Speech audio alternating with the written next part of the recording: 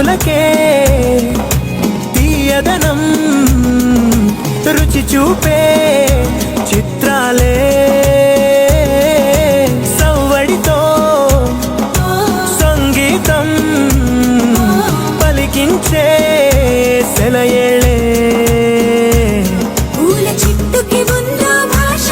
అలల మిట్టుకి ఉందో భాష అర్థమవ్వని వాళ్ళే లేరే అర్థం మాట్లాడే భాష